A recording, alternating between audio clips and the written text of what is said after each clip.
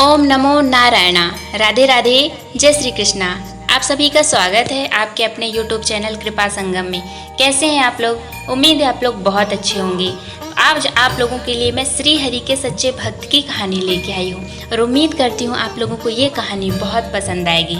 अगर ये कहानी पसंद आए तो चैनल को सब्सक्राइब, लाइक, शेयर और कमेंट्स ज़रूर कीजिएगा। तो आइए चलते हैं हम कहानी की तरफ। कहते हैं अगर भगवान को सच्चे मन से जपो तो वह शीघ्र प्रसन्न हो जाते हैं। फिर चाहे आप ईश्वर को किसी भी नाम से याद करो, जप करो।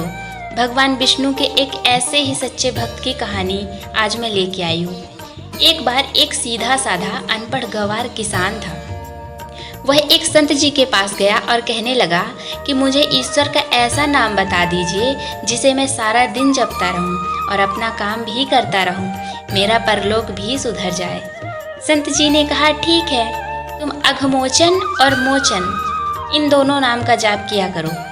अघमोचन नाम का दिन रात जाप किया करो। सीधा साधा किसान रास्ते में जाते जाते अघमोचन अघमोचन नाम रटते हुए चला जा रहा था, लेकिन कुछ देर बाद भूल गया और घमोचन घमोचन नाम रटने लगा।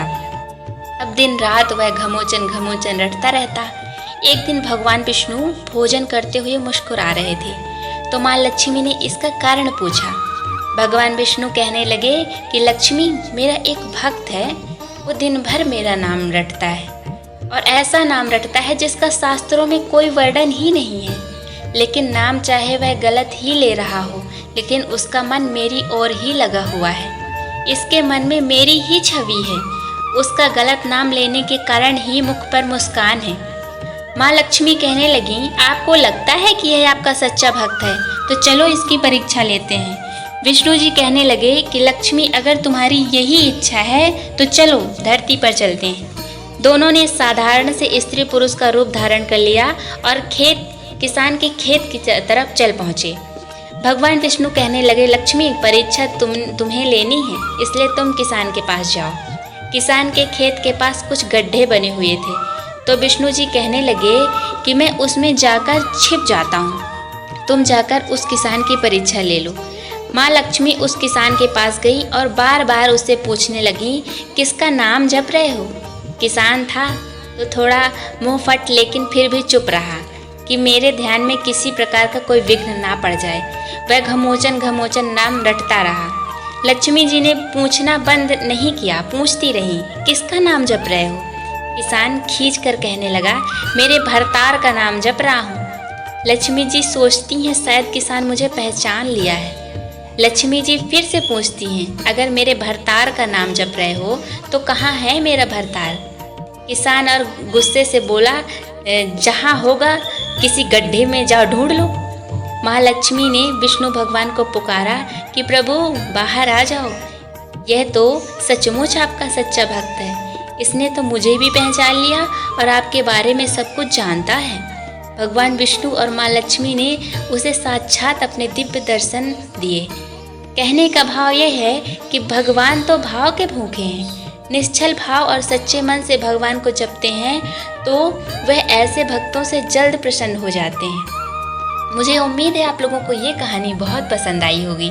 अगर ये कहानी पसंद आई हो तो चैनल को सब्सक्राइब, लाइक, शेयर और कमेंट्स ज़रूर कीजिएगा। आइए नाम संकीर्तन करते हैं। मेरो राधा रमणे गिरधारी, गिरधारी श्याम बनवारी। मेरो राधा रमण गिरधारी, गिरधारी श्याम बनवारी।